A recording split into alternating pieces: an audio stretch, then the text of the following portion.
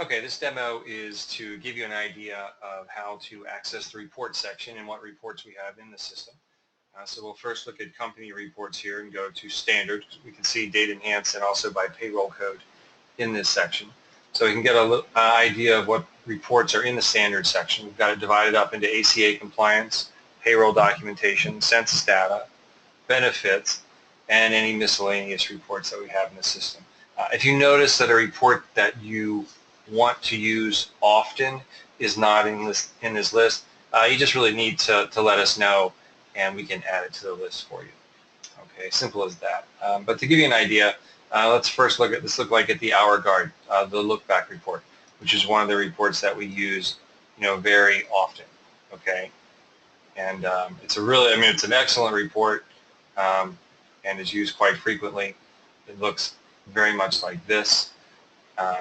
We can see over here on the left-hand side, we've got a green dot, which means enrollment, or the person who's been enrolled. The yellow dot means they've waived.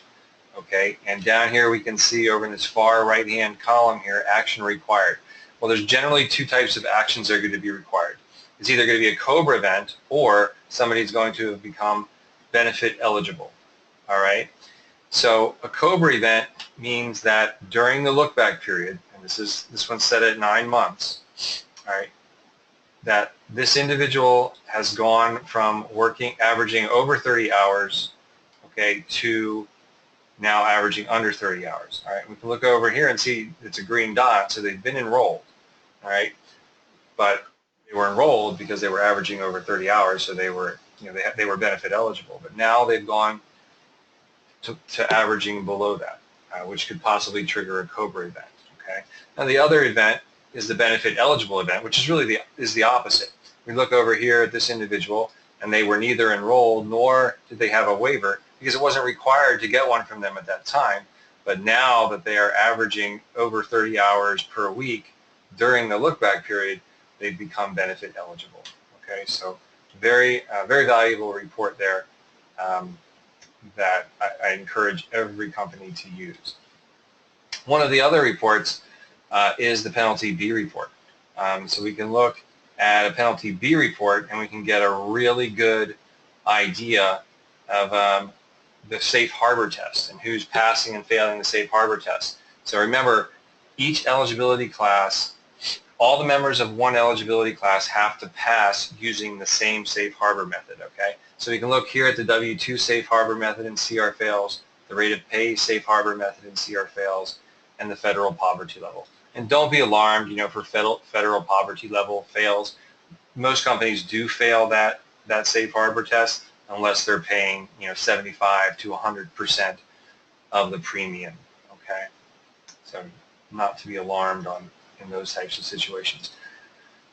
Numerous other reports such as A4 compliance reports, federal doc reports, in other words, are all the I-9s and W-4s completed. Items such as a PTO report, termination reports. We even have a last payroll check report here, which shows the last payroll check that each employee has received in your company. And then we have census data reports as well. Okay, so reports of benefit eligible employees, very important. Shows all the employees who are eligible for benefits in your system. COBRA participation reports, benefit declination reports, even a non-responsive list. So in other words, when you're going through the enrollment process, what eligible employees have been contacted, but yet they have not responded. Okay, and those are important for compliance reasons, of course. All right, so those are your basic standard reports. We also have carrier reports, which are our carrier EDI feeds. All right, so these are the feeds and transmissions that we send to the carriers. So if you want to look up and see the feed that we're going to send, you have access to that. Ad hoc reporting, pretty cool. This is where you can come in and generate your own reports. I'll go in here and we'll use our demo company for this purpose. And you can see, there's memorized reports as well as field to drag and drop for a new report. So this is pretty cool because I can just take these fields here. So if I want to say I want to do a dependent report, dependent first name, dependent last name. the address and so forth. I can just drop these fields down here. When they get down here, I can rearrange them, I can remove them, and so forth. Okay, so, and here's another cool feature of this area is that I can memorize the report. So I can memorize the report, give it a name, save it, and then it'll be up here under Memorize Report. So if you're going to use a report every so often and you don't want to have to keep recreating it, you memorize it and then it's saved in the drop down here, so you can just pull it at any time. Okay. We also have an area for third-party reports. So if you're using a third-party upload system, we can use that too. Like somebody like Kronos or an ADP or somebody like that. We'll put that third-party report in here so that it can be uploaded and viewed.